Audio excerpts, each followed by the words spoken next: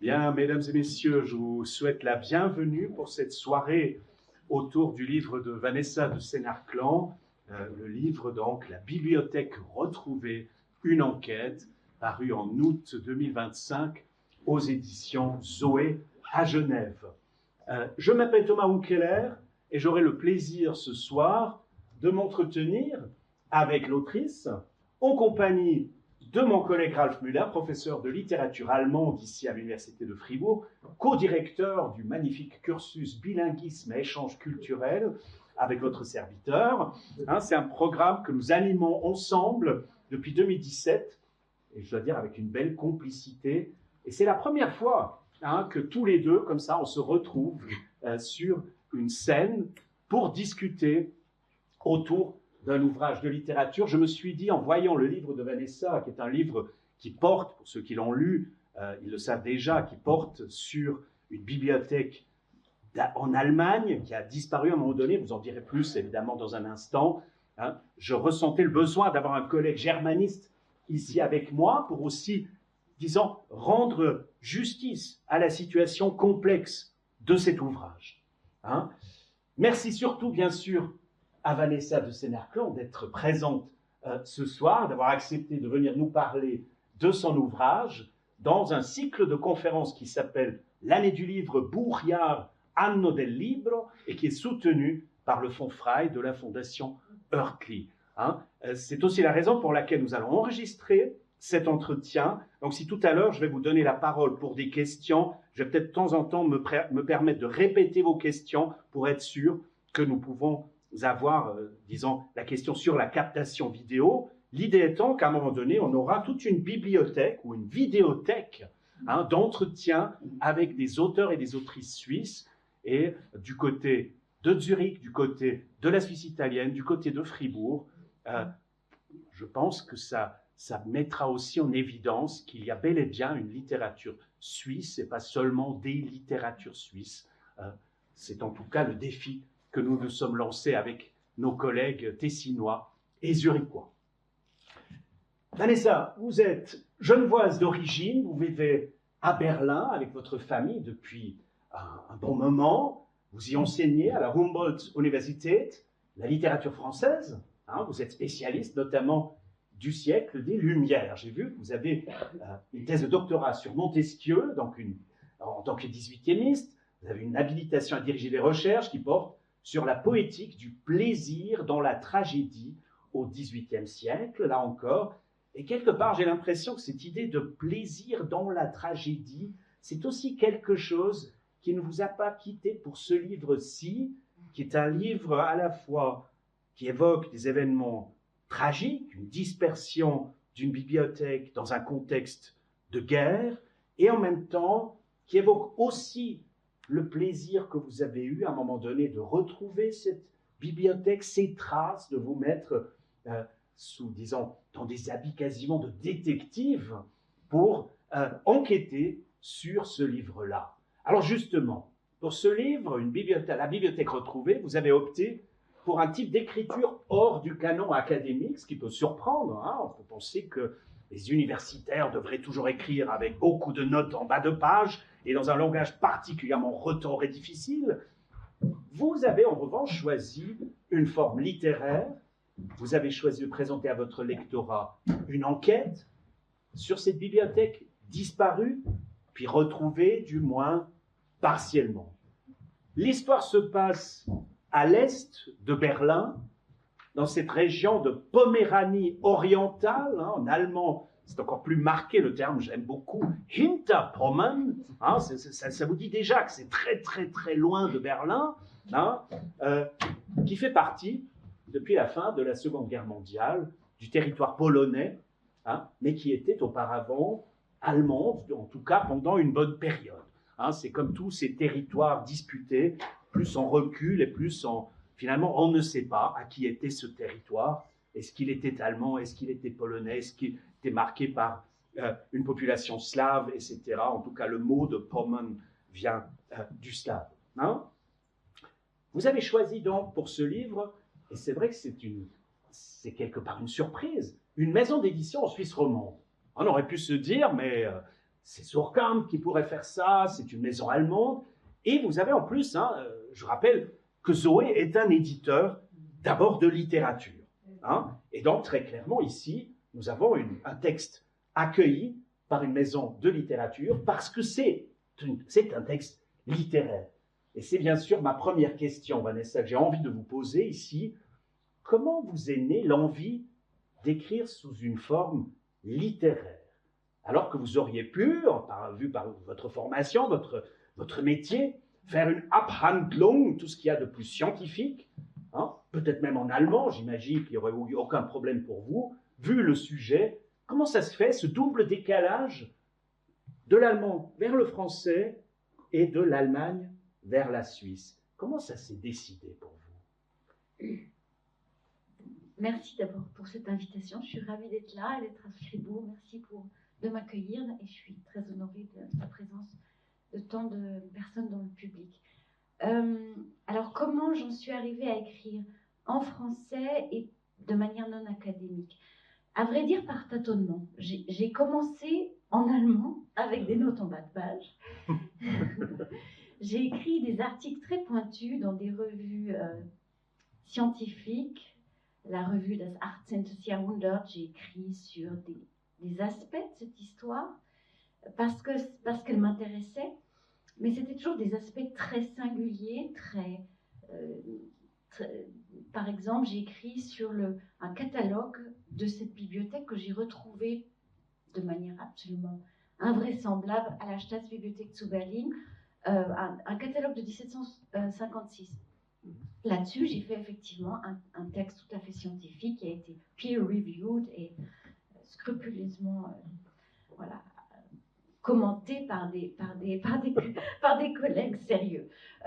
Il se trouve que pour raconter l'histoire que je voulais raconter, il y a une dimension historique, il y a une dimension, l'histoire d'une bibliothèque au XVIIIe siècle telle qu'elle se constitue dans cette Prusse orientée vers la France du XVIIIe siècle. Il y a un aspect historique, mais il y a une dimension mémorielle que j'arrivais pas à transmettre avec le langage académique. Et je parle bien l'allemand, mais je ne l'écris pas de manière à pouvoir avoir le plaisir de l'écriture en allemand. Donc tout ça a mûri très lentement. C'est un projet qui m'accompagne dans mon sac à dos depuis des années. J'ai fait d'autres choses à côté, mais disons, cette idée d'en faire un livre, je l'ai depuis longtemps, et donc je prends des notes, je réfléchis, j'en parlais à droite et à gauche, et au début j'ai pensé l'écrire en allemand, parce que j'avais effectivement en tête un public plutôt germanophone, puisque c'est une histoire de l'Allemagne, aussi l'histoire des déplacements de population, bon. Mais bon, le français me convenait mieux, et puis j'ai eu la chance une fois que le manuscrit était terminé, mais ça m'a pris beaucoup de temps, je l'ai montré à Caroline Couteau des éditions Zoé, en pensant qu'elle allait me dire écoute, c'est un texte qui c'est pas de la fiction, c'est un récit, c'est peut-être un récit littéraire si on veut bien, mais c'est pas de la fiction, et donc, en fait je voulais son conseil, et elle a été assez vite séduite et a voulu l'éditer, ce qui était pour moi un grand honneur. Et je suis très très contente d'être chez Zoé parce que c'est une maison d'édition formidable, une petite équipe mais qui travaille de manière remarquable. Donc c'est pour moi un grand honneur d'être dans cette maison. Et puis en plus, je suis très fière de retourner dans mon pays pour être éditée. Tout à fait. Donc c'est finalement un concours jusqu'à un certain point de circonstance, mais aussi d'envie, oui, hein, de déplacer ce regard sur ce que vous faites. Et cette forme de l'enquête pour laquelle vous avez opté, on le sait, c'est une forme qui est assez prisée depuis un certain nombre d'années. Il y a beaucoup de gens qui s'y essayent. Pour vous, ce choix de l'enquête, c'est-à-dire une façon finalement de raconter vos recherches. On le sait bien, les recherches en littérature se font souvent de façon très laborieuse. Souvent, hein, on ne trouve rien, on est là, on cherche. Et puis, parfois, on trouve, mais sur Internet, et tout ça se raconte assez mal.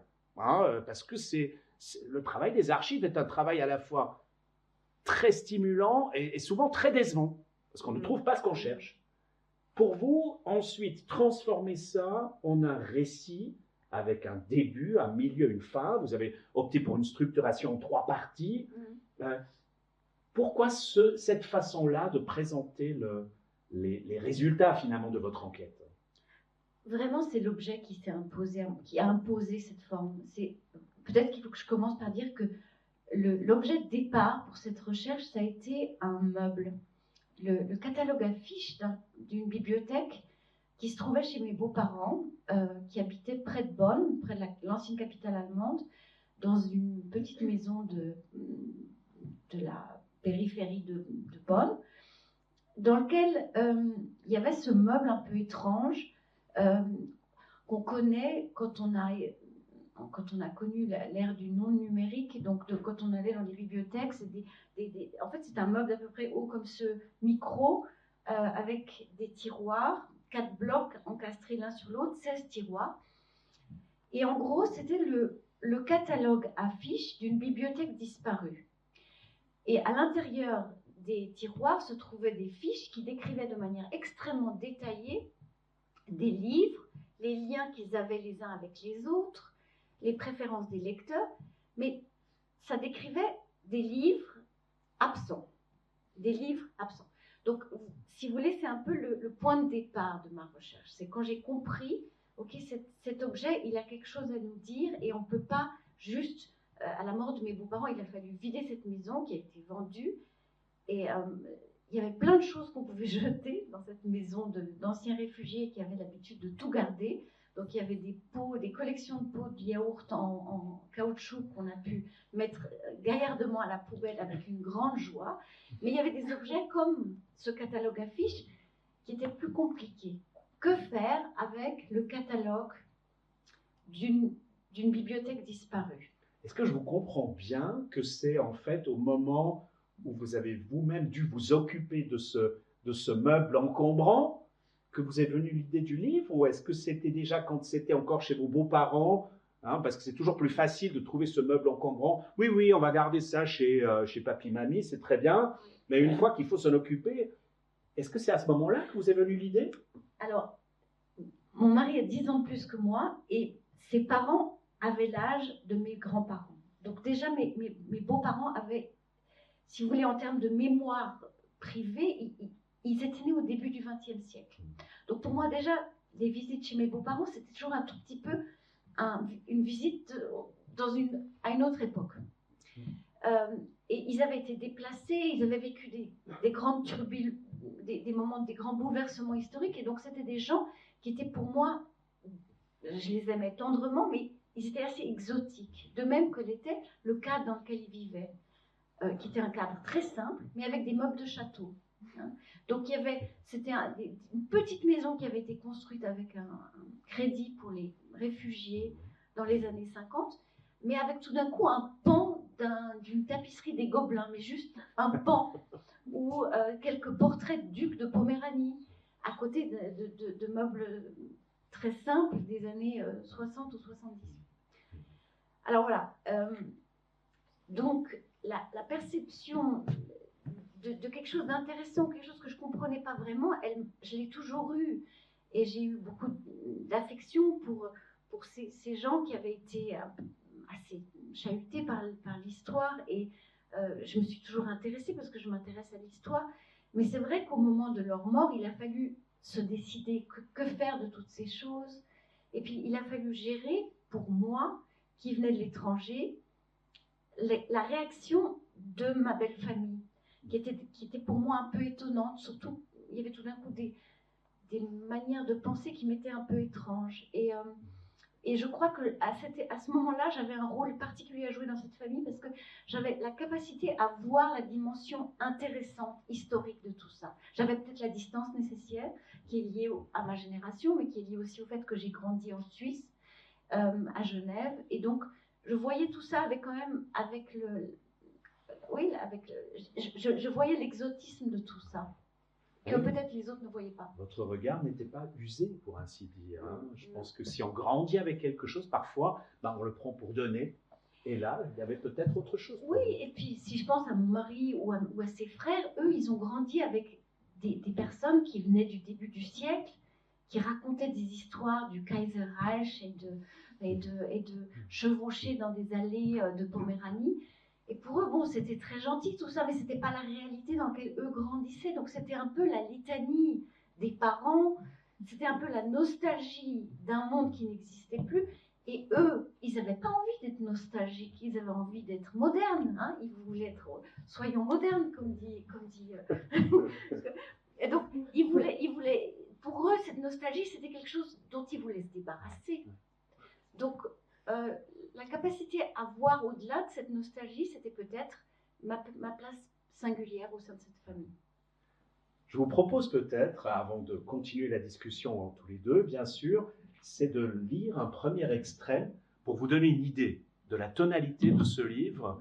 C'est un extrait que vous avez choisi plutôt au début du texte et qui devrait vous donner un peu, disons, le style et puis bien sûr la façon dont Vanessa a finalement s'est jetée dans cette enquête. Oui, donc le livre est structuré en 3 parties. La première partie s'appelle La bibliothèque disparue.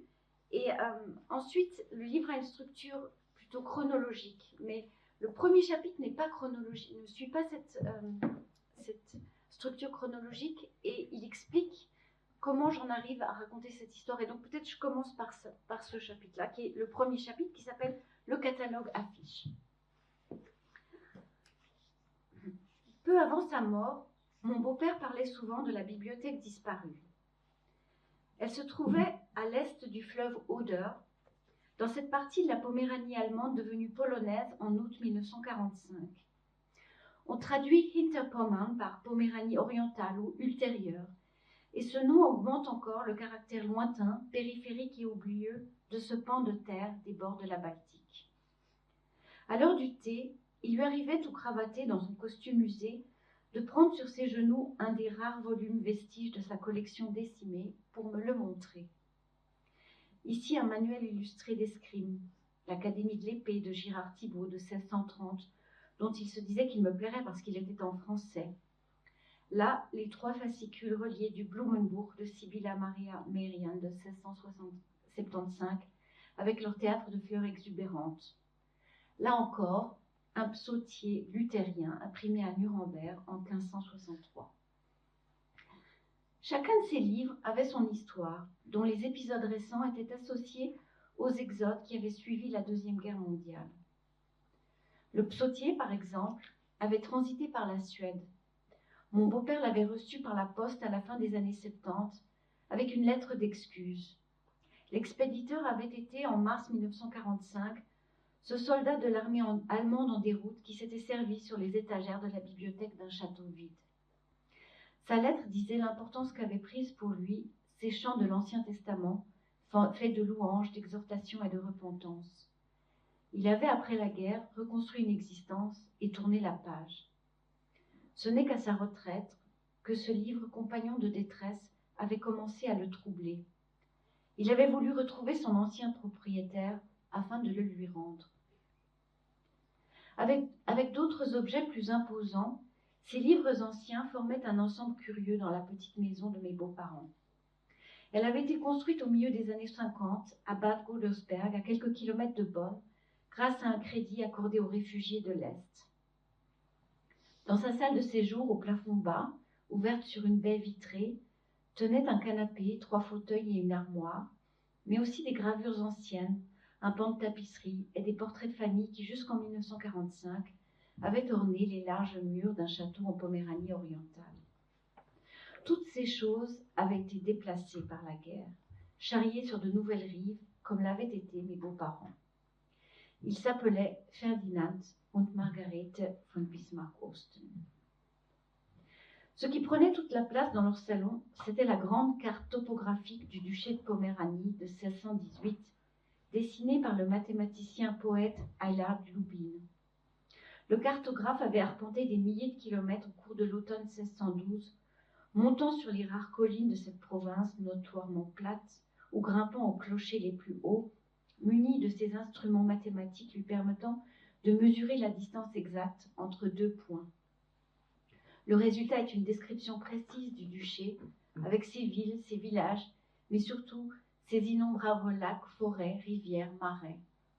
En s'approchant, on distingue au plus sombre des bois des sangliers et un cerf. Et sur les flots de la lagune, à l'embouchure de l'Odeur, entre la mer, la terre et quelques récifs, on identifie encore une petite embarcation en bois avec des canotiers qui semblent vouloir traverser le fleuve à contre-courant vers nous.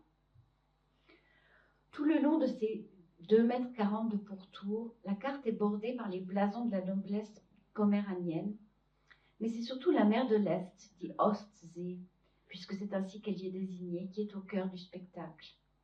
Au milieu de ces flots sombres émerge un immense coquillage baroque, d'où surgit l'arbre généalogique de la maison de Poméranie. La dignité des ducs couronnés est cependant toute relative. Au-dessus de cet arbre figure non moins fourni l'inventaire alphabétique des 70 poissons que l'on peut pêcher dans les eaux du duché, des anguilles, halles, oscillures, wels. Cette carte occupait à Bad Godesberg la paroi du plus grand mur de la maison, mais aussi tout l'espace mental. Sa placide monumentalité dominait en toile de fond et absorbait les émotions du quotidien. Rien n'était vraiment grave, il y avait eu tellement pire.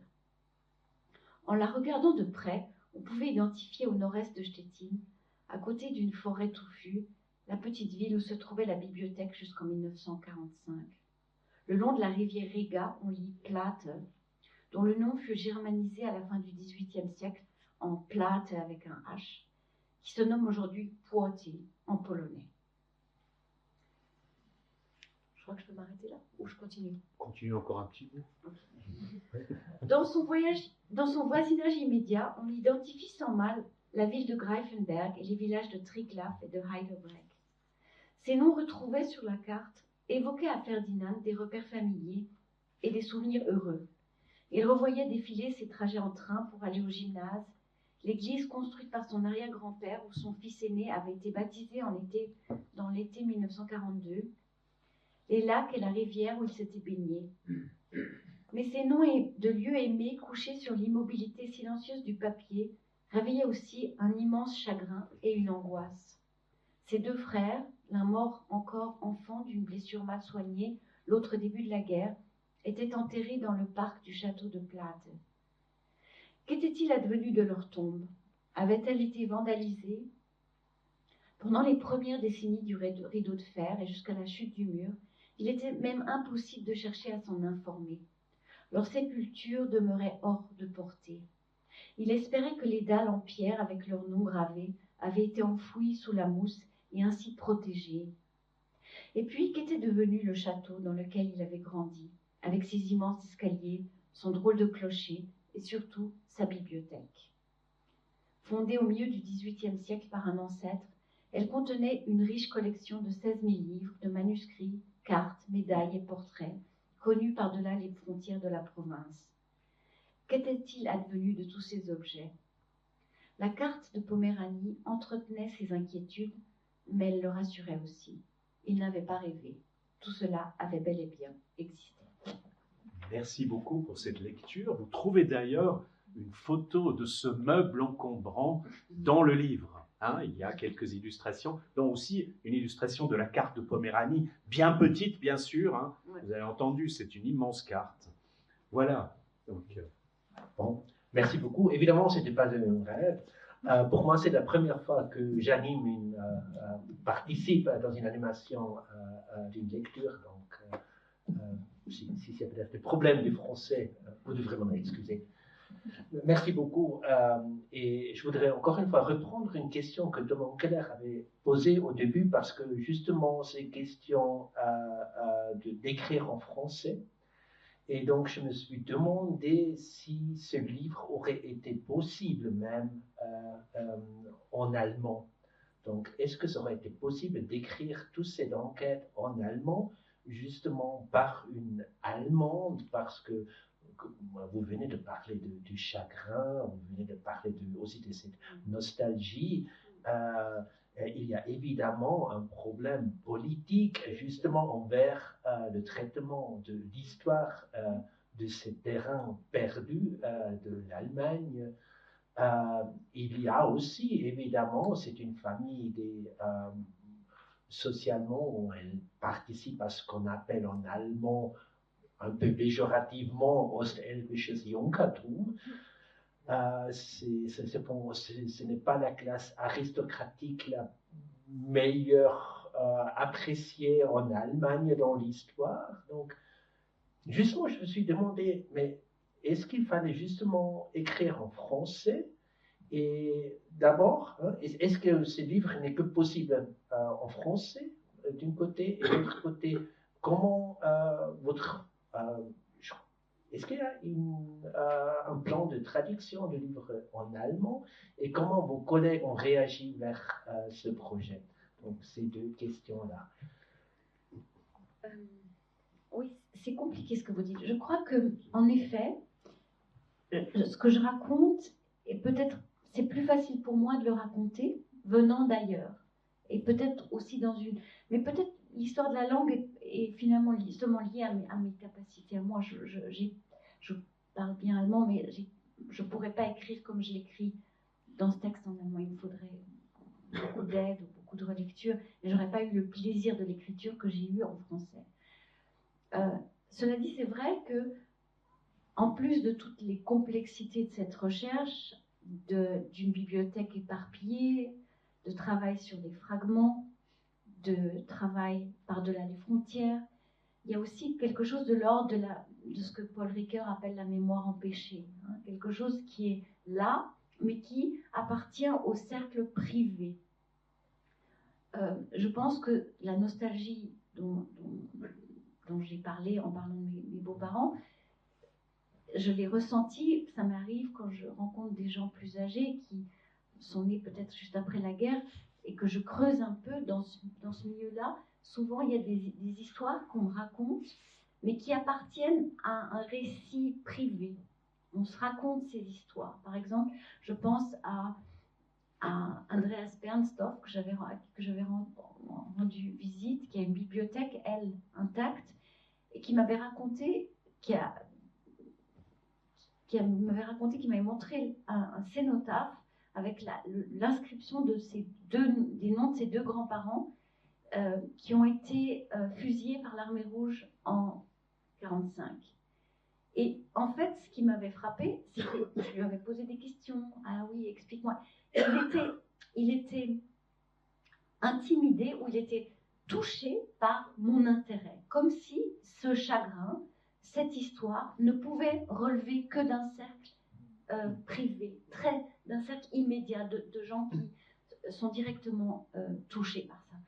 Et donc, effectivement, vous dites le rôle des Junkers, le rôle des conservateurs allemands, le rôle qu'ils ont joué au moment où les nazis sont arrivés au pouvoir, tout ça a fait qu'il y a une culpabilité dans ce milieu parmi les gens les plus réfléchis, les plus élaborés, enfin ceux qui ont réfléchi à l'histoire, et en l'occurrence ma famille, c'est des gens qui ont bien conscience que le milieu auquel ils appartenaient a échoué historiquement, en rendant possible l'accession de Hitler au pouvoir avec Hindenburg en 1933. Donc ça, c'est quelque chose qui était très présent dans ma belle famille, aussi bien chez, bien sûr, mon mari et ses frères, mais aussi chez mon beau-père, qui était lui né en 1909. Donc c'était pas quelqu'un qui était du tout... il n'avait aucune revendication sur ces terres perdues. C'était pas quelqu'un qui disait tout ça nous appartient. C'était pas du tout quelqu'un comme ça. Oui, bien sûr. On voit, je crois, en lisant le livre, qu'il y a justement un sentiment aussi que l'histoire a justement pris son cours et les résultats sont là. Il y avait quelques pages dans le livre qui étaient assez frappants pour moi aussi, je dois l'avouer. Il y a ces anecdotes aussi des enfants qui arrivent sur le château de Plath. et ils ont donc les souvenirs d'arriver là, on sera tout à fait idyllique. Mais ça commence justement avec cette indication de l'année 1942. Ce sont des passages ce sont des citations qui ne sont pas trop discutées ou mises en contexte et tout cela.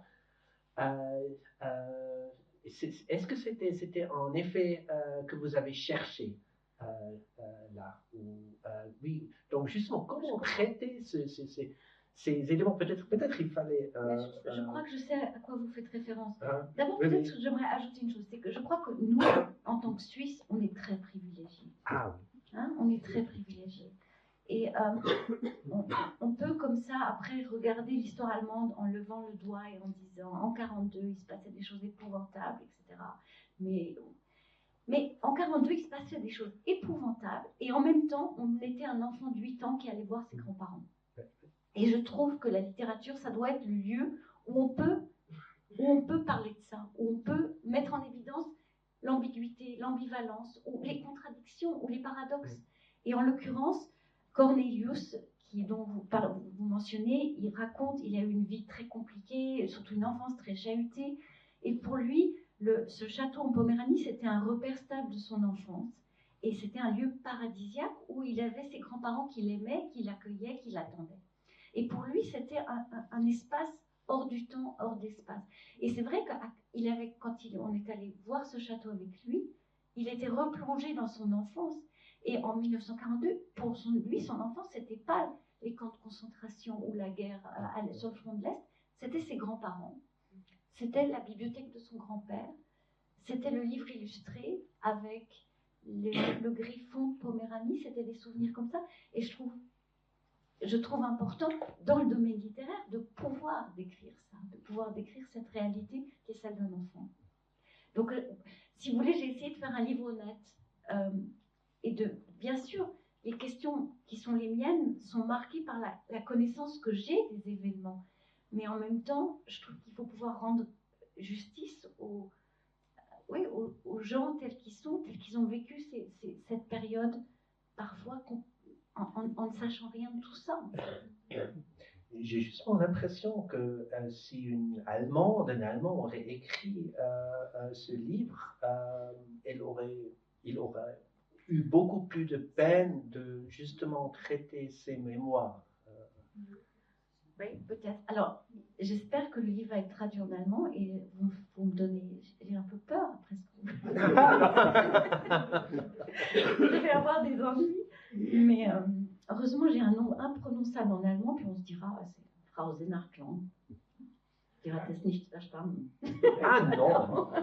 Mais je pense que c'est aussi la qualité de votre livre, la façon que vous avez à la fois d'être l'historienne qui a ce regard externe et en même temps, c'est quand même la famille, disons, dont vous faites aujourd'hui partie, oui. Et c'est une histoire familiale. Et je trouve personnellement que vous avez trouvé un très bel équilibre entre des moments de grande empathie, justement, de laisser cet enfant qui n'y est pour rien, finalement, des horreurs nazies de l'époque, raconter ce petit moment de bonheur sur fond d'horreur, hein, d'une vie dépossédée, et en même temps de pouvoir, dans d'autres chapitres, où vous parlez quand même très ouvertement aussi, disons des conséquences des actes allemands, et finalement d'une histoire qu'il ne s'agit pas aujourd'hui de réviser ou de corriger, mais où il s'agit de rendre justice finalement à une multitude d'expériences qui peuvent aussi être celles d'une enfance durant le Reich. J'ai l'impression qu'il y a depuis un petit moment, pensez au film Zone of Interest, où on a évidemment donc une enfance au bord du camp de concentration, ce qui évidemment est une sorte de construction extrêmement violente, on est bien d'accord, mais en même temps, ces enfants étaient bien là, hein, et en fait, c'était la génération de leurs parents, qui est la génération des coupables, et je trouve que peut-être qu'il faut justement un regard non allemand sur cette Allemagne pour pouvoir dire certaines choses. J'ai l'impression, en tout cas, il y a eu récemment un livre de Matthias Enard aussi sur Berlin. Vous l'avez lu, j'imagine. et que je trouve très intéressant parce que Matthias Sénard, finalement, essaye de faire de l'expérience historique de l'Allemagne une expérience partageable pour une génération qui n'a pas connu ça et pour des gens d'autres pays qui n'ont pas connu la même histoire. Et je pense que là, peut-être que c'est une façon de complexifier l'histoire ou de la garder complexe que d'accepter, ben oui, comme Sebald, hein, qu'il y a eu une souffrance en Allemagne aussi, et qu'on doit avoir la possibilité d'une façon ou d'une autre de la dire, pas pour excuser les horreurs du nazisme, on est bien d'accord. Mais ce que vous ne faites, évidemment, nulle part dans ce livre, on ne va pas vous reprocher cela. Hein. Est-ce que, j'ai une question finalement qui rejoint ce que tu dis, Ralph, c'est est-ce que vous avez été confronté au moment des recherches à des gens, notamment, j'imagine en Pologne, qui ont dû avoir des réactions un peu pointilleuses, disons un peu titilleuses, oui, dans un premier temps, elle vient se renseigner, et puis dans un deuxième temps, elle viendra nous dire, c'est d'ailleurs les livres de ma famille, veuillez les rendre, s'il vous plaît. Est-ce que vous avez eu des réactions comme ça? Oui, j'en ai eu, mais j'ai toujours essayé d'être, là encore, j'ai essayé d'être honnête, et j'ai jamais cherché à cacher mon lien avec la famille. Il se trouve que après mon habilitation, j'ai passé une année comme fellow dans un centre de recherche, et j'ai obtenu une bourse qui m'a permis de voyager en Pologne, beaucoup, et j'ai noué des liens avec la bibliothèque de Pologne, dans laquelle se trouve le gros de la collection. Et ces gens m'ont d'abord accueilli avec une immense méfiance. Et ça a été un travail et j'ai vraiment dû beaucoup parler et expliquer que mon intérêt était purement historique. Et j'ai pu les convaincre. Et j'y étais 5-6 fois. Et à Lodz, donc Łódź on dit aussi, qui se trouve à peu près à 120 km de Varsovie, j'ai vraiment réussi à collaborer de manière très constructive avec les équipes des bibliothèques, des bibliothécaires, les germanistes, les romanistes de Łódź. À Varsovie, c'est plus compliqué. Aux archives, là, on m'a carrément envoyé promener, assez clairement. Mais c'est pas grave. Je comprends. Et d'ailleurs, j'en parle. C'est dans ce contexte. C'est vrai que toute cette dimension des livres, le statut des livres allemands en Pologne. Alors, cette histoire, c'est une histoire d'une famille, et c'est l'histoire d'une d'une bibliothèque privée de Poméranie. Mais à côté de cette histoire, il y a toute la question des livres allemands en Pologne. Et ça, c'est un immense domaine. C'est même une question très épineuse dans les relations germano-polonaises, parce qu'à partir de 1941, la bibliothèque, la Preußische Staatsbibliothek, évacue ses collections dans des châteaux en Silésie, en Poméranie, pour les protéger des bombardements qui tombent sur Berlin. Et donc, entre la Silésie et la Poméranie, il y a 11 dépôts, Auslagerungsort, de la Preußische Staatsbibliothek. Au moment où l'armée rouge déferle vers Berlin, et très vite, en fait, entre janvier et avril, ils prennent possession de ces lieux, les livres de la Staatsbibliothek, avec des manuscrits, avec des partitions de Jean-Sébastien Bach, avec la 8e symphonie de Beethoven, avec le fond Alexander von Humboldt, Kleist, Heine, etc. Donc vraiment des textes qui sont très importants pour le patrimoine allemand. Tout ça, ça reste en plan, dans des châteaux, dans des monastères, jusqu'à que les Polonais s'en occupent, et ça a pris un certain temps. Et ces collections allemandes se trouvent maintenant surtout à Cracovie, à la bibliothèque Jagiellon, et ça, c'est un sujet de dispute entre l'Allemagne et la Pologne depuis la fin de la guerre. Et il n'y a pas eu encore de résolution à ce problème. Et si vous voulez, puisqu'on parlait politique... Ah oui. Non, la bibliothèque de Cracovie, c'est une des bibliothèques germanophones les plus importantes.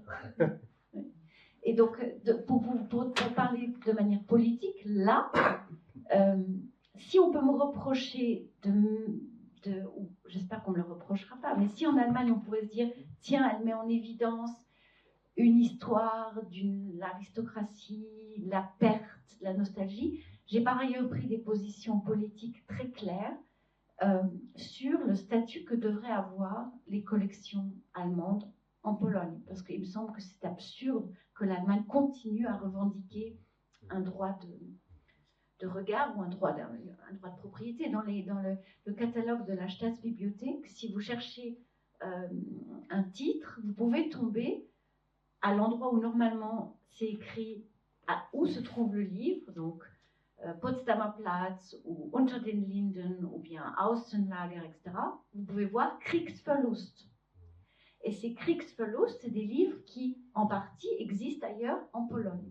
Donc, vous voyez, il y a encore une demande, enfin, il y a encore une position, ou disons, il y a encore une revendication allemande vis-à-vis de ces titres, de ces livres qui se trouvent en Pologne. Et ça concerne encore des milliers, ou peut-être même des millions d'exemplaires.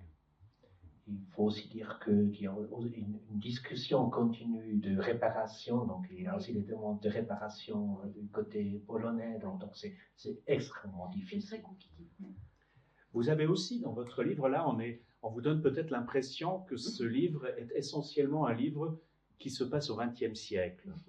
En réalité, toute la partie centrale raconte la constitution, l'histoire de cette bibliothèque, la façon, finalement, surtout au XVIIIe siècle, dont cette bibliothèque est née, et on a parfois l'impression que c'est vraiment une autre Allemagne là qui nous est montrée. Hein, cette Allemagne, vous dites à un moment donné, nouvelle citaire quasiment, hein, vous citez évidemment ici, donc une Allemagne très internationale, une Allemagne où l'on parlait français, une Allemagne ouverte sur le monde.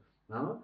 Est-ce que là, ce côté-là de l'histoire, qui est évidemment plus proche aussi de votre domaine de spécialisation en tant que 18e, est-ce qu'il s'agissait aussi pour vous, finalement, de montrer que l'Allemagne ne se résumait pas à ceux qui, en 1933, ont brûlé des livres, mais qu'il y a aussi toute une préhistoire d'une autre Allemagne qui était ouverte sur le monde? Est-ce qu'il y avait aussi ça comme but pour vous de le mettre en évidence? Absolument, absolument. J'ai travaillé plusieurs années sur la poésie de Frédéric II. Bon, j'ai édité la poésie de Frédéric II, et c'est un travail qui peut-être, en termes littéraires, un peu bon, l'édition, c'est un travail, c'est pas fastidieux, mais c'est très précis, mais j'ai trouvé fascinant de voir justement l'horizon d'intertextualité de sa poésie.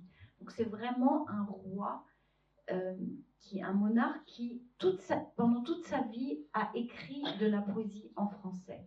Et quand on voit ces volumes de poésie, c'est je crois, 10 volumes dans l'édition du 19e siècle, et il a écrit des Alexandrins jusqu'à sa mort. Et ça m'a beaucoup intéressée parce qu'il s'orientait vers la France, il s'orientait vers, bien sûr, des grandes figures comme Voltaire, mais aussi vers la littérature du XVIIe siècle, Boileau, Gresset, des auteurs du début du XVIIIe siècle. Et ça, j'ai trouvé fascinant. Et j'ai trouvé aussi fascinant que Frédéric II, c'est aussi un monarque dont on se rappelle comme un monarque qui a engagé toutes sortes de guerres, qui a été un grand conquérant, qui a représenté aussi cette Prusse menaçante, mais c'est aussi un ami des livres. Et ça, c'est vraiment très clair quand on s'intéresse à l'édition, à l'histoire du livre.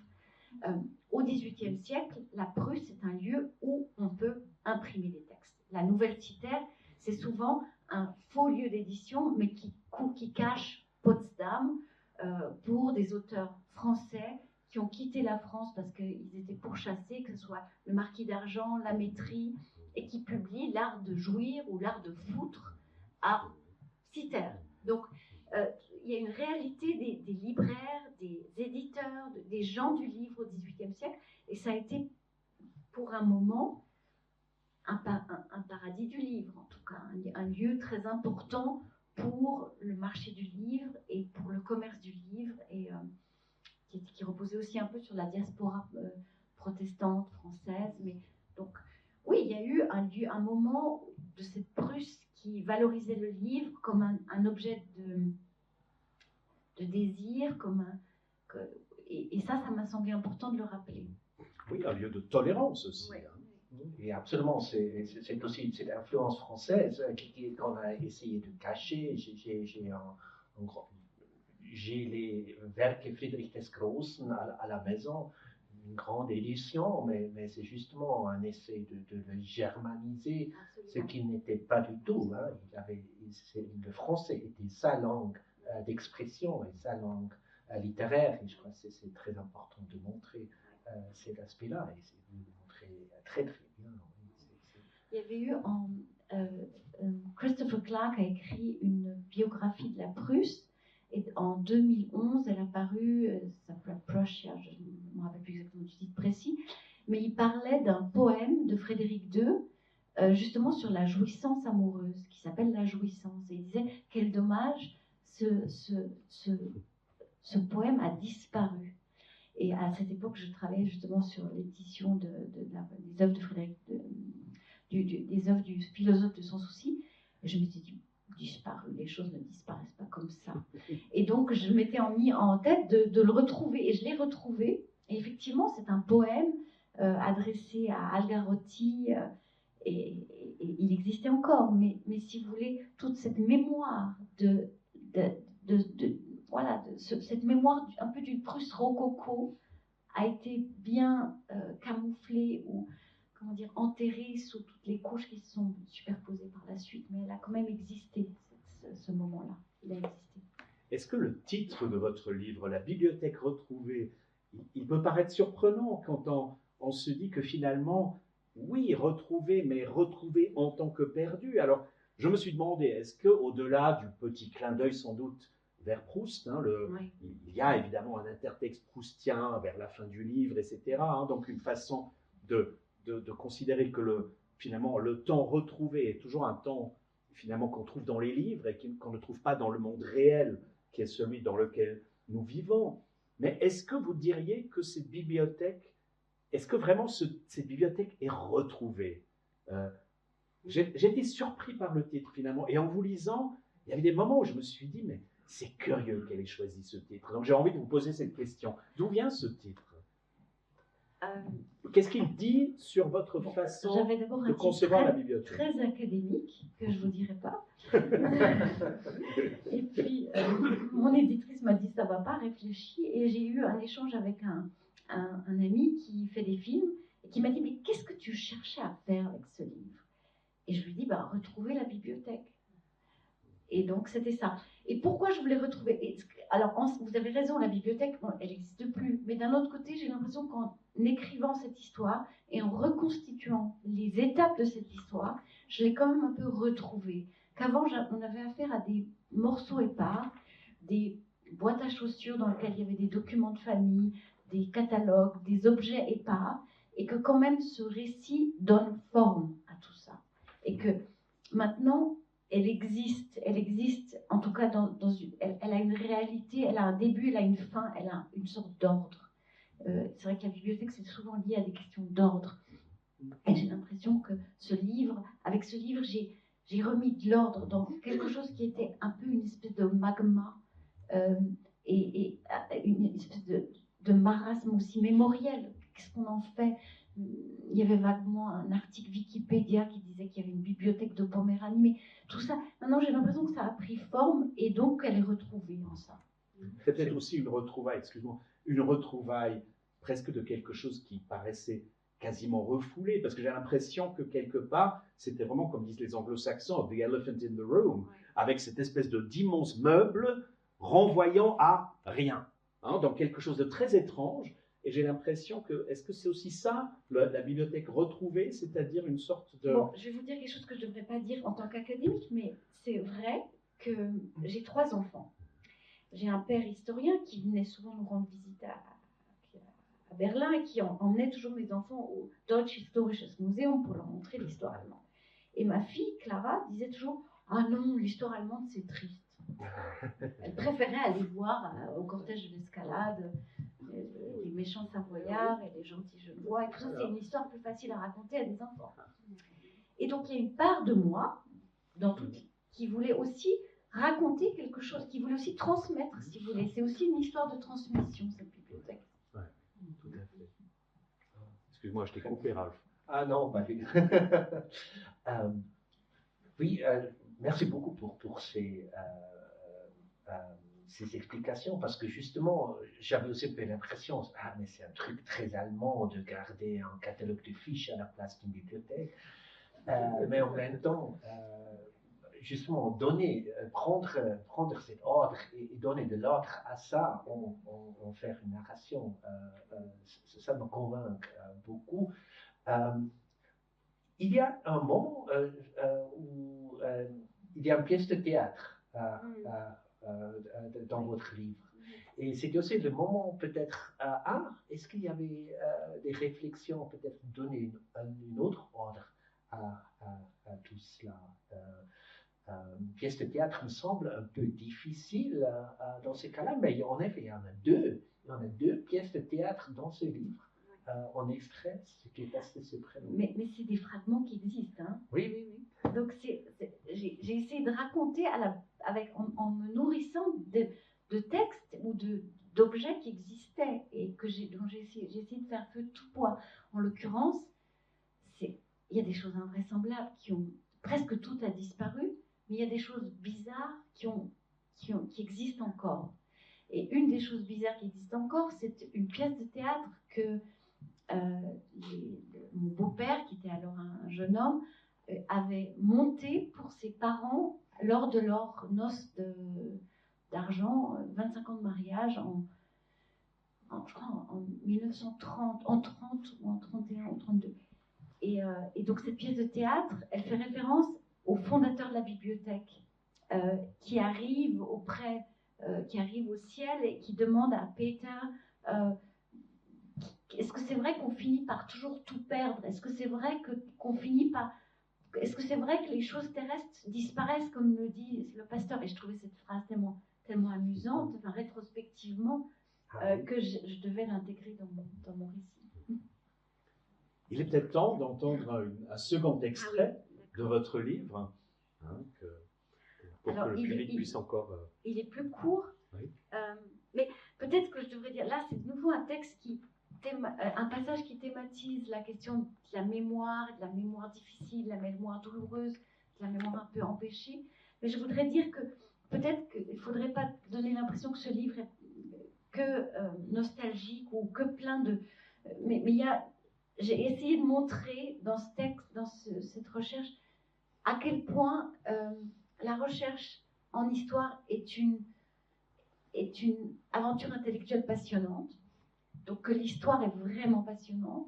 Et j'ai aussi essayé de mettre en évidence les dimensions parfois très drôles et très cocasses de la recherche. Donc là, c'est un passage qui est peut-être pas drôle, mais il y en a d'autres qui sont plus drôles.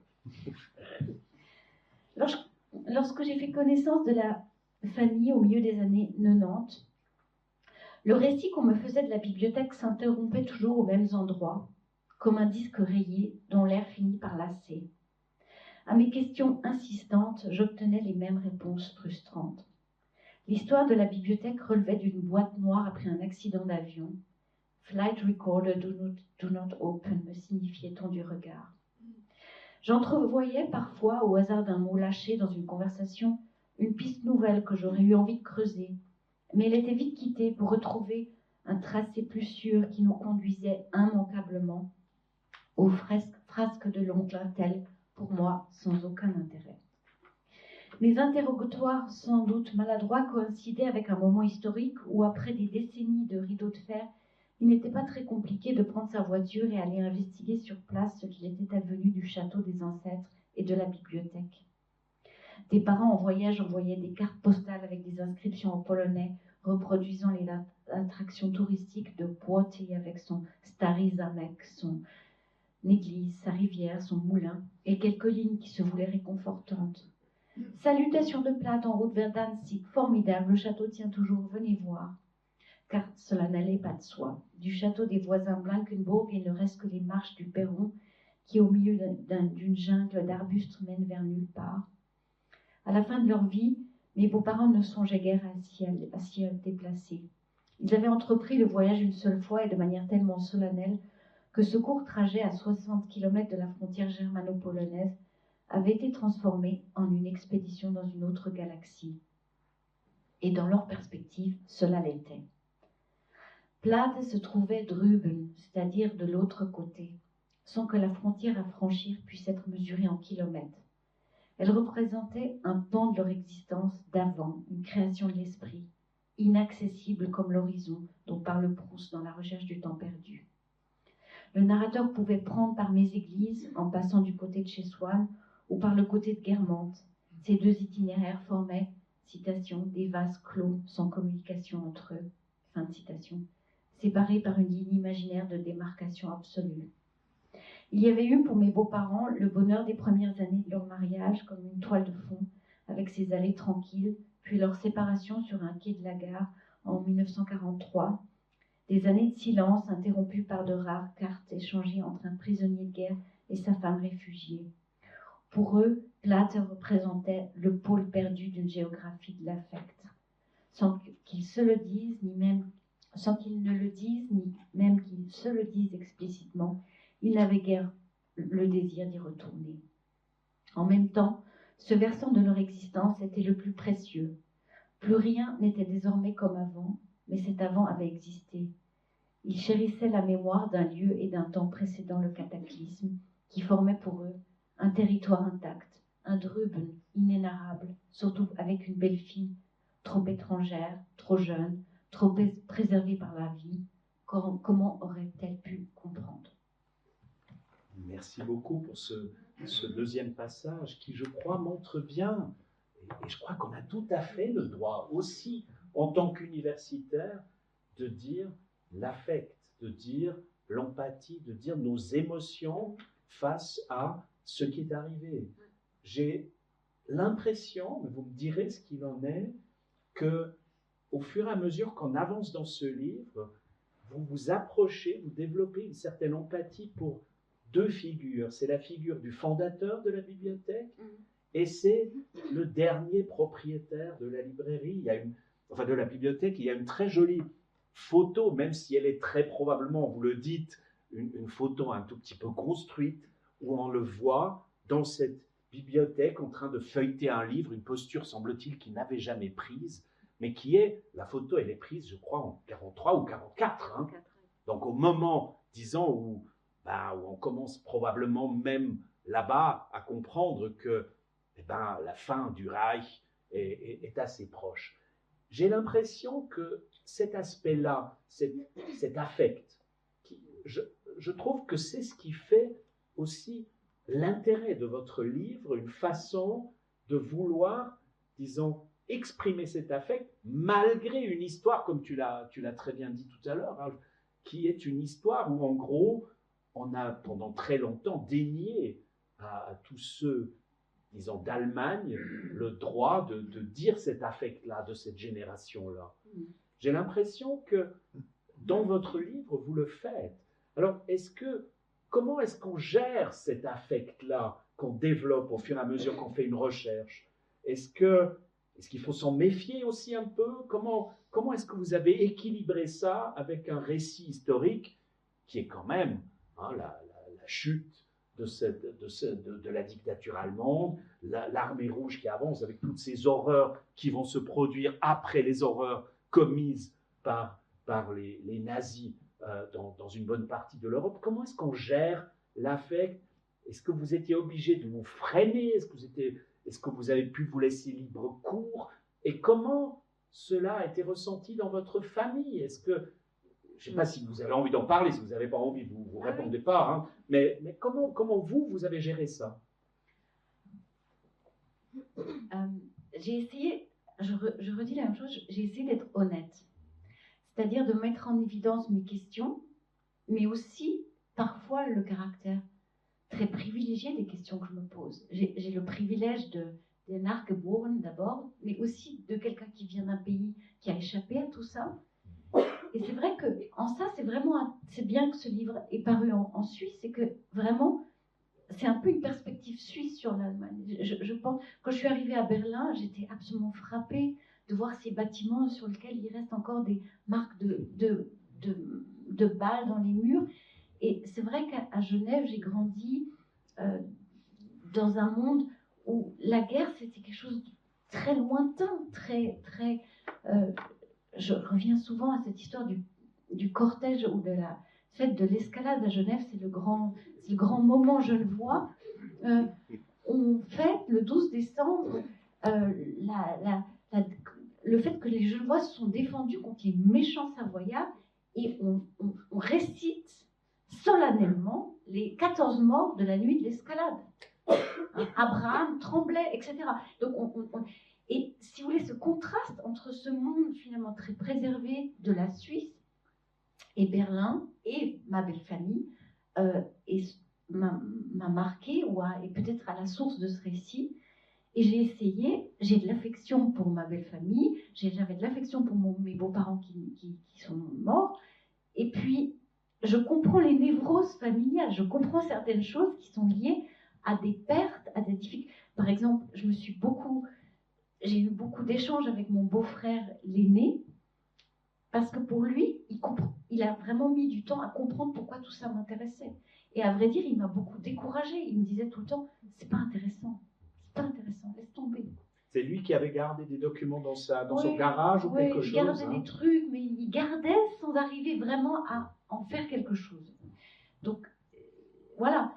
Donc, oui, j'ai ce regard extérieur, et je pense que c'est la richesse de regarder cette histoire d'une bibliothèque de l'extérieur. Et effectivement, je me suis intéressée à des personnages qui ont aimé les livres. Alors, le fondateur, Friedrich Wilhelm, et le dernier, Karl. Et c'est des personnages que je n'ai jamais rencontrés, mais que j'ai connus par des documents et pour lesquels j'ai nourri une affection certaine.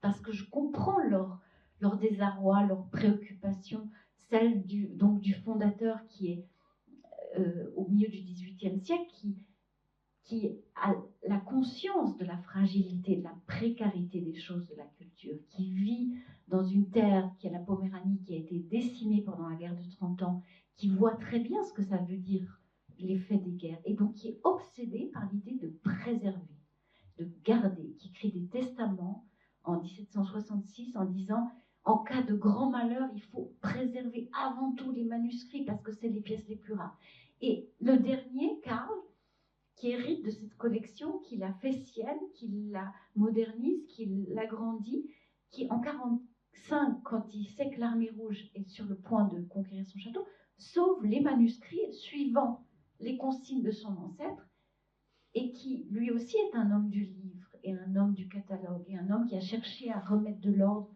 dans toutes ces choses. Donc oui, pour ces gens, j'ai nourri une certaine affection parce que j'aime les livres et que je comprends très bien cet intérêt pour les livres.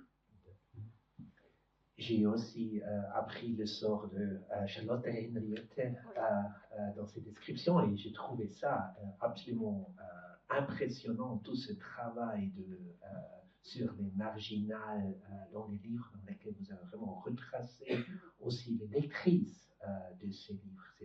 C'est vraiment impressionnant. J'ai fait même un article scientifique là-dessus. Pour la revue Voltaire, oui. Non, c'est... Alors, parce que les personnages, les livres, ce que je trouve fascinant, c'est que les livres anciens, dans les bases de données qui existent actuellement, on peut aller sur Gallica, la Bibliothèque nationale de France, et on peut downloader la philosophie de l'histoire de Voltaire de 1765, où c'est marqué Voltaire. Non, c'est pas marqué Voltaire, c'est marqué par feu l'abbé Bazin, et le lieu d'édition, c'est Amsterdam. Le livre paraît en réalité à Genève, et l'auteur, c'est pas feu l'abbé Bazin, c'est Voltaire.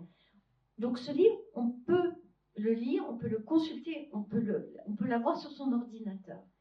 Mais le même livre, à Łódź, à 120 km de Varsovie, qui est passé de Genève à Paris, Paris à Leipzig, Leipzig à Platte, Platte à Łódź, avec des annotations de différents lecteurs, c'est un autre objet. Et ça, je trouve que c'est un objet absolument fascinant. Parce que c'est pas seulement le texte original, c'est comment il a été lu, comment il a été aimé, comment on se l'est approprié.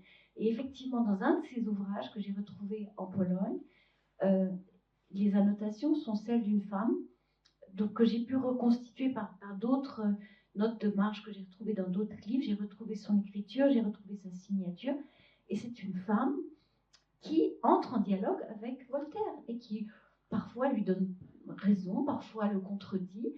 Et ça m'a réjoui de voir une lectrice tellement sûre d'elle et voilà, qui contredit, qui corrige Voltaire quand il faut le faire. Oui, et je crois que ça montre évidemment que les livres sont pas que des, c'est pas que des supports. Les livres ont une existence matérielle et nous, dans nos vies quotidiennes, eh ben, nous nous attachons à des livres. Les livres portent les traces de notre travail avec ces livres et c'est en tant que tels qu'ils deviennent des objets historiques aussi. Absolument.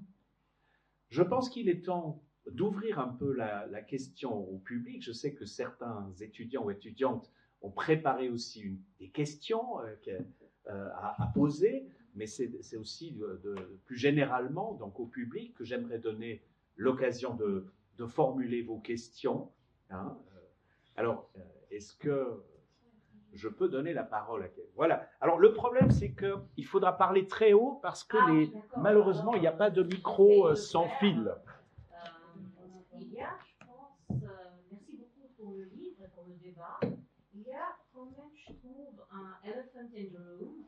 Et ce sont les livres des Juifs qui ont dû aller en exil, si on le voit. Et je pensais un peu à la bibliothèque de Abbey Barbeau, naturellement, qui se trouve aujourd'hui à Londres. Et après aussi, comme vous avez expliqué un peu, le lien avec la famille et les traces que vous avez regardées un peu. Et vous avez certainement lu Edmond de Waal, l'histoire avec les Poussis. J'aimerais bien savoir, comme vous vous positionnez par rapport à l'héritage des livres perdus des intellectuels juifs. Parce que ça, on n'a pas parlé, on n'a même pas mentionné le mot juif. J'aimerais savoir un peu comme vous voyez ça d'une manière académique, politique, dans ce contexte-là. Parce que je ne savais pas le background. Moi, j'ai eu un héritage. Mes grands-parents étaient dans un camp de concentration. Et j'ai un peu de peine avec votre, je dirais, une certaine coquetterie par rapport, parce que c'est votre famille. Mais je ne le critique pas, mais j'aimerais savoir un peu votre attitude par rapport à ça. Oui, je pense que vous le critiquez quand même si vous parlez de coquetterie. Mais oui, naturellement. Ouais. Non, écoutez, je décris en l'occurrence un libraire berlinois qui s'appelait Martin Breslauer et j'essaie de reconstituer son parcours à lui et le parcours de sa bibliothèque. C'était effectivement un libraire juif qui avait été formé à Francfort et aussi à Florence chez Leo Olski et qui avait constitué une immense bibliothèque à Berlin, qui était le libraire et qui était en contact avec le dernier propriétaire. Et donc, je suis tombée sur des lettres entre le dernier propriétaire de la bibliothèque et Martin Breslauer. Et donc, j'ai justement, soucieuse de cette dimension-là de la mémoire, j'ai essayé de creuser et de retrouver la trace de son histoire. Et donc, je lui ai consacré plusieurs pages dans le livre. Alors, vous avez parlé beaucoup de ce phénomène que les Allemands et aussi les Suisses ont eu la réalité de la perte. Ça veut dire les territoires perdus, les objets perdus ont été tués. On a tué là-dessus, dans beaucoup de familles allemandes, mais aussi en Suisse. Moi, je suis allé à un autre chemin. Je me suis immiscé dans le monde polonais. Oui. Donc, ça m'a beaucoup intéressé dans votre livre qu'on a retrouvé quelques exemplaires ou même une partie assez considérable de la bibliothèque à l'université de Łódź. Pourriez-vous dire quelque chose là-dessus? Oui. Comment, et surtout aussi sur les gens qui gèrent cette bibliothèque à Łódź? Oui, volontiers. Alors, ce qu'il faut savoir à Łódź, c'est que c'est une ville industrielle, on parle de Łódź comme la Manchester de l'Est. C'est une ville où on produit du textile et qui n'a pas d'université. L'université est fondée en 1945, en janvier 1945. Incroyable. Donc la guerre n'est pas terminée et on décide que cette ville aura une université. Et avec l'université, on fonde le projet d'une bibliothèque universitaire. Le bâtiment est inauguré dans les années 60, je crois 1961. Et les premiers fonds qui arrivent à Łódź sont des fonds allemands. Donc 80% des livres anciens de Łódź, et en Pologne, la distinction c'est avant 1800. Donc dans la salle des livres anciens, c'est-à-dire des livres avant 1800, 80% des collections venaient d'anciennes collections allemandes, soit privées, soit publiques, soit ecclésiastiques.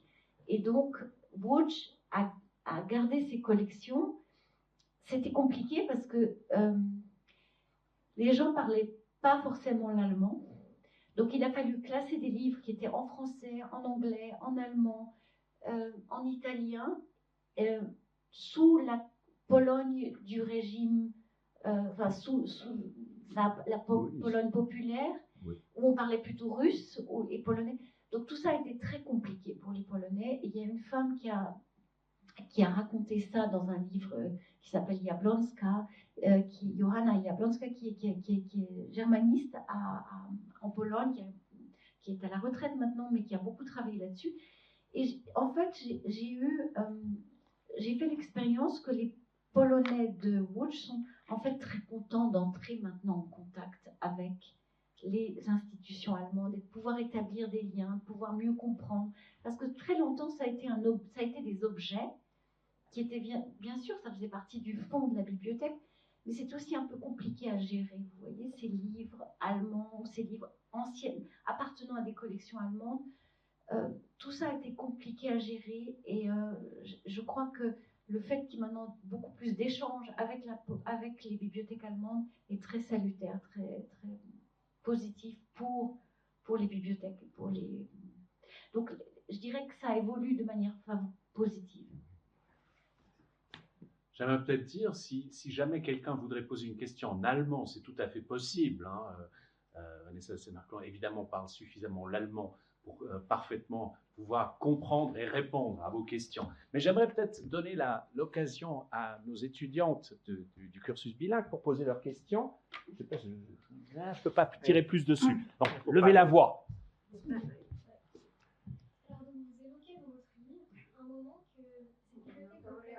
Je vais répéter la question ensuite. Cette bibliothèque de Platée semble avoir été un refuge, une consolation pour justement Karl, donc le dernier propriétaire, et aussi Friedrich Wilhelm, le créateur. Et justement, je me demandais, dans nos sociétés contemporaines, et notamment avec la numérisation, il devient de plus en plus rare d'avoir des bibliothèques chez soi, même beaucoup plus petites, évidemment, et plus modestes que celles de Platée. Et je me demandais alors si, selon vous, quel serait donc aujourd'hui un refuge qui pourrait valoir ces bibliothèques d'autrefois qui sont de moins en moins présentes aujourd'hui. Oui. Voilà, donc la question porte sur l'idée de refuge, une bibliothèque qui peut être un refuge, et qu'est-ce qui se passe aujourd'hui dans les contextes du livre informatisé, où nous avons les livres sur les tablettes, etc. Est-ce que la bibliothèque peut encore être un refuge? Que devient, ou est-ce qu'on n'a plus de refuge aujourd'hui? Comment vous voyez les choses, Vanessa? Oui, alors, j'ai de la peine à penser complètement clairement sur le sujet parce que j'ai une espèce de désir, j'ai envie de penser que les bibliothèques restent absolument fondamentales. Alors, les bibliothèques, ça ne veut pas forcément dire une bibliothèque privée, mais les bibliothèques universitaires ou les bibliothèques municipales, il y a des lieux comme ça, et puis finalement, ça n'a pas forcément besoin d'être un lieu, mais le livre, peut-être le livre comme un lieu de refuge, un lieu qui permet à la fois de mieux comprendre le monde et un tout petit peu de prendre ses distances. Donc je veux croire que ça continue à être important. Et je crois que si on regarde les bibliothèques telles qu'elles sont, les institutions publiques, elles semblent être très très fréquentées en fait. Je sais qu'à Berlin, les bibliothèques sont pleines, elles sont archi pleines. Donc il y a un paradoxe entre le fait qu'on n'a plus besoin du livre parce que tout est numérique et le fait que les bibliothèques, de facto, en tout cas pour ce que j'en sais, ce que j'observe, restent des lieux très prisés, très convoités par les étudiants ou par tout un chacun. Vous savez, j'ai envie de dire, il n'y a jamais eu de meilleur moment pour constituer une bibliothèque qu'aujourd'hui. Parce qu'il y a tellement de gens qui ne savent pas quoi faire avec leurs livres qu'ils seront très contents de vous les donner. Donc, c'est maintenant, aujourd'hui, qu'il faut constituer une librairie chez vous. On a tous commencé par quelques livres. Hein. Donc, je crois que le moment est toujours possible. Tania, vous voulez aussi poser une question?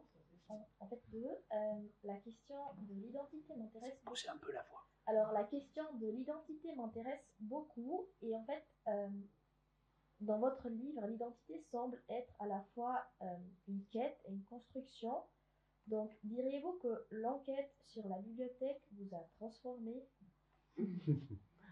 Donc, question, est-ce que l'enquête sur la bibliothèque a transformé Vanessa de Senart?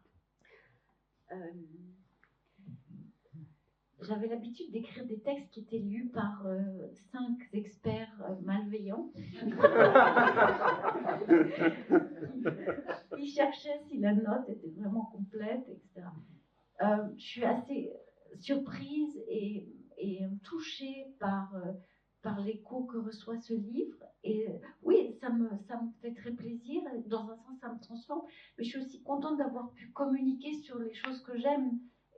Donc ça me transforme pas parce que j'ai essayé de communiquer ce que je crois et ce que je sais, donc ça m'a pas transformée, mais je suis très très satisfaite ou très heureuse de l'écho que reçoit ce livre et ce que j'ai dit tout à l'heure, c'est que je suis contente si j'arrive à communiquer un certain enthousiasme pour le livre, pour la recherche en histoire, pour la lecture. Je crois qu'il y a une deuxième question, n'est-ce pas? Alors, quel est pour vous le lien entre mémoire collective, identité individuelle et transmission familiale? Alors, c'est une question complexe, hein, je la répète, le lien entre mémoire collective, identité individuelle et transmission familiale. Oui. Alors, c'est un vaste sujet. Je pense que ce que j'ai dit tout à l'heure à Ralph, c'est sur l'histoire de la mémoire empêchée est important. C'est-à-dire que j'ai eu affaire avec ma belle famille à des récits qui n'étaient plus faits, qui n'étaient plus il y avait quelque chose lors d'une transmission qui n'était plus faite. Ce qui restait, c'était un deuil, mais un deuil qui n'avait pas de forme. Et donc en ça, je pense que les récits peuvent contribuer à une identité, peuvent contribuer à élaborer une identité collective.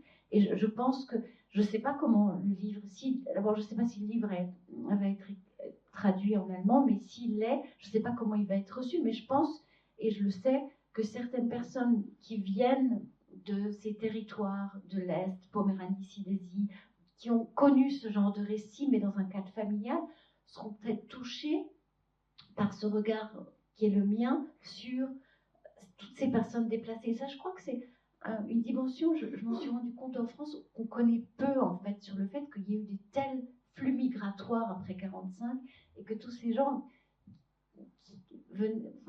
qui sont après se sont établis en Bavière, en Rhénanie, etc., venaient de complètement ailleurs et avaient des récits avec eux, avaient des objets, avaient des clés de maison dans lesquelles ils ne rentreraient plus. Et tout ça, je pense qu'il y a une dimension collective. Mais je ne sais pas si j'ai bien répondu à votre question. Alors, il y a une question là aussi, Max. Ce qui m'a beaucoup intrigué et intéressé dans votre livre, c'est qu'il y a vraiment cette deuxième partie du livre où il y a cette constitution de bibliothèque avec l'accumulation d'ouvrages, où est-ce qu'on les a trouvés, etc. Et dans un deuxième temps, il y a quelque part la destruction, la destructuration du savoir suite à la guerre. Et du coup, j'avais l'impression qu'il y avait une espèce de dispositif littéraire où la bibliothèque était une espèce de lieu qui permettait en fait d'expliquer aussi quelque part l'histoire. Donc cette interaction entre le micro et le macro. Et je trouvais ça très intéressant. Je me demandais est-ce que c'est quelque chose qui était quelque chose qui vous parlait ou quelque chose quelle était votre relation à ce dispositif littéraire que vous j'ai l'impression de vous mobiliser quand même. Donc la question porte sur, disons, les deux phases dans la constitution de la bibliothèque. Première phase de construction, ensuite une phase de dissémination, finalement, de dispersion, ce type de structure. J'y ai pas réfléchi comme un dispositif littéraire, mais j'y ai réfléchi au fur et à mesure de mes recherches. Et effectivement, peut-être vous avez raison que la question de la guerre, en fait, à mon avis, structure toute cette histoire de bibliothèque. Et j'ai choisi d'ailleurs, mais en y réfléchissant à la fin, j'ai choisi cette épitaphe de Goethe qui dit « Ces hommes travaillaient pour l'éternité, on avait tout prévu, tout sauf la folie des dévastateurs à laquelle tout dut céder. » Et c'est vrai que j'ai l'impression que bibliothèque et guerre forment effectivement les pôles de cette histoire. Et que c'est pas seulement la guerre en 1945, la Deuxième Guerre mondiale, c'est aussi la guerre au début.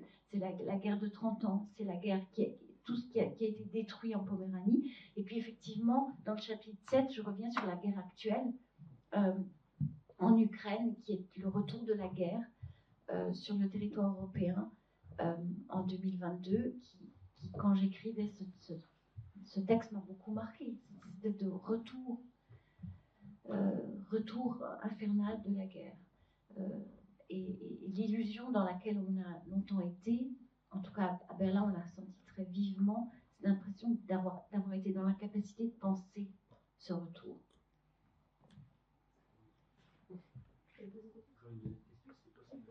Oui, peut-être, pourquoi pas, mais essayez peut-être de parler un peu plus fort, ou Ralph, je ne sais pas si tu arrives à prolonger ton micro. Je pense que pour les spectateurs, c'est plus agréable de vous avoir en live. Oui, bonjour. Plus. Ouais, ok. C'était sur la question, ce qui m'a aussi beaucoup intrigué en lisant votre livre, c'était la question du genre littéraire. Parce qu'en fait, j'ai trouvé en vous lisant qu'il y avait un mélange entre le récit et quelque part le travail universitaire. Et j'ai trouvé ça vraiment intéressant parce que ça redéfinit complètement ce qu'est un genre en littérature, dans le sens où on a tendance à pas forcément penser le travail universitaire comme un genre littéraire. Et pourtant, votre livre travaille quand même cette question d'hybridation que j'ai trouvé quand même très intéressant. Et je me demandais quel était votre rapport à la question du genre littéraire ou du travail universitaire comme genre littéraire. Merci. Merci pour cette question. Tout à l'heure, quelqu'un a parlé de Edmund de Waal en disant ce livre sur les netsuke, sur ces petites porcelaines japonaises. Et c'est vrai que ces livres-là m'ont un peu servi, ou les livres de Mendelssohn, Les Disparus, ou Géraldine Schwartz sur sa famille, les amnésiques, tout ça. C'est des livres qui m'ont intéressée parce qu'en fait, ils partent donc c'est pas des livres de fiction, il n'y a pas d'invention dans ce sens-là, mais il y a quand même une tentative de mise en récit. Et effectivement, j'ai beaucoup réfléchi à toutes ces questions et j'ai cherché des modèles, et peut-être ces modèles c'était justement Edmund de Waal, mais j'ai cherché à faire ma propre cuisine effectivement, c'est effectivement un genre hybride, c'est effectivement pas un texte de fiction, mais c'est pas un texte académique non plus, c'est quelque chose à mi-chemin. Moi, j'ai envie de revenir un peu sur le rapport à la culture, dont on a fait jusqu'à maintenant. Donc, c'est une question peut-être qui a été traitée implicitement, mais vous aviez utilisé la formule de syndrome d'impertinence pour parler justement du rapport de ces familles en Poméranie, etc., qui ont eu ce double rapport à l'altérité par la cohabitation à la fois avec les nazis et d'un autre côté avec l'occupation soviétique par après. Et je voulais un peu savoir comment vous placiez, que ce soit par le geste d'écriture ou par peut-être... Alors, j'ai trouvé absolument fascinant en m'intéressant à ce qui s'est passé après 1945, quand l'Armée rouge prend possession des lieux, du château, où se trouvait la bibliothèque, comprendre ce qui s'est passé sur ces terres.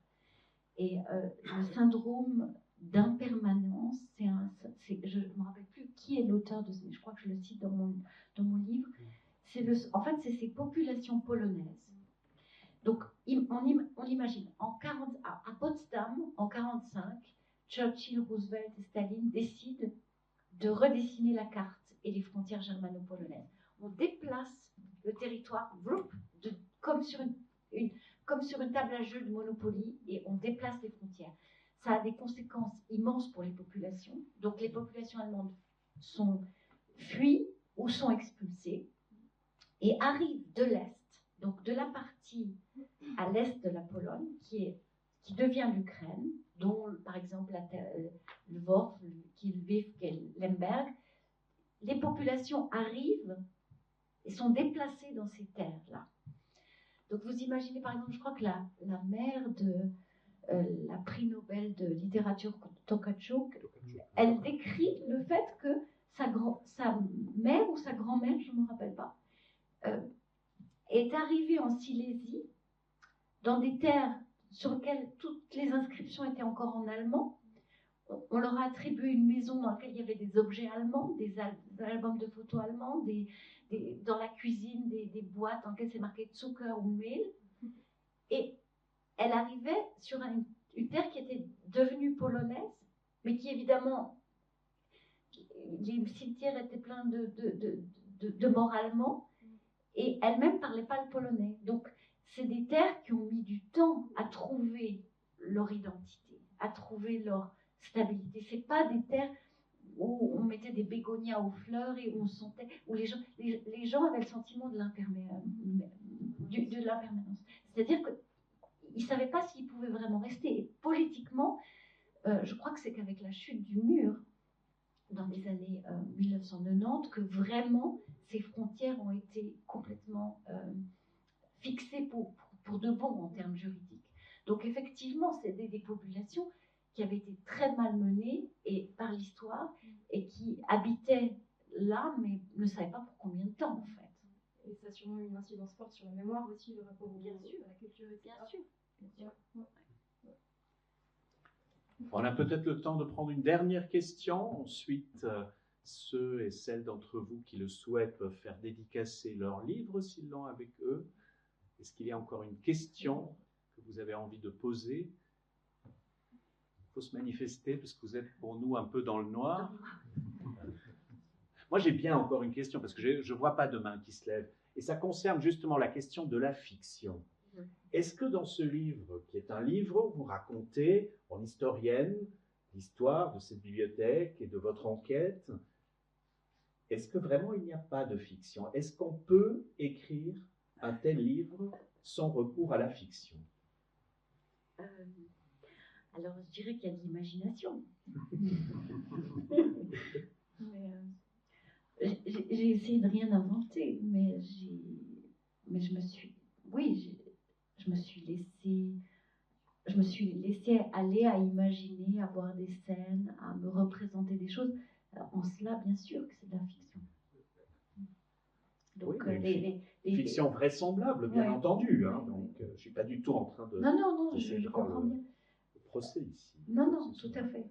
Mais je veux dire, c'est très difficile de délimiter quand on écrit l'histoire, on est toujours aussi un peu dans la fiction, on est toujours un peu... Puis on a nos questions à nous qui sont celles du présent, et donc on se représente le passé, et en se le représentant, on est déjà dans une espèce de mise en récit, donc